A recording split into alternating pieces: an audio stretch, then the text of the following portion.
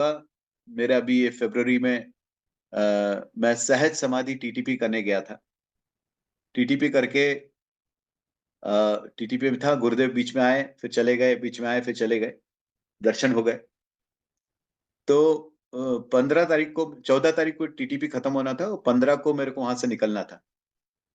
ये बात है 12 तारीख को मेरे को विशालाक्षी मंडप में रख के हार्ट अटैक आ गया और मुझे पता नहीं चला। मैं वहीं बैठा रहा और अ, हम लोग ध्यान करने में पद्म साधना पूरी की, उसके बाद ध्यान के लिए बैठे। शाम के टाइम 20 मिनट आखिरी ध्यान जो होता है हम लोग का, उसके लिए बैठे। और बैठते से पहला मंत्र लिया, उसके बाद मैं पूरा बेहोश हो गया, टोटली बेहोश हो गया, ब्लैंक हो गया। और उसके बाद मैं जब उठा हूँ, मतलब सबके वो कुशंस लाके पीछे पटकने की आवाज आती है, तो मैं पीछे वाली चेयर में बैठा था और पूरा पसीना, इतना पसीना, मैंने आंखें खोली तो मैं पूरा पसीने में डूबा हुआ हूँ। ऐसा लगता है जैसे किसी ने मेरे को नदी में डुबा दिया है, ऐसा पसीना। तो मुझे लगा कि कुछ हुआ है।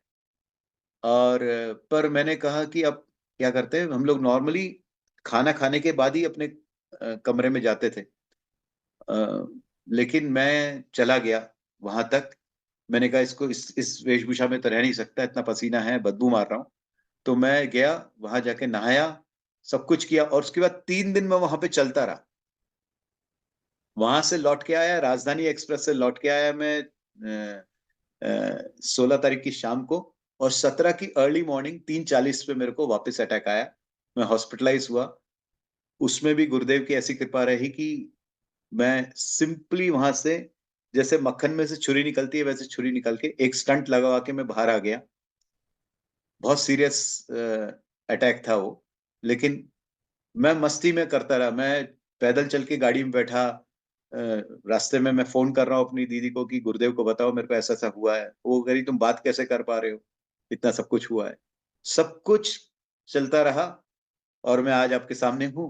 वही स्पिरिट है, वही जोश है और वही मस्ती है। कहीं कुछ लगता नहीं है कि कुछ हुआ है। तो मैं बहुत खुश हूँ।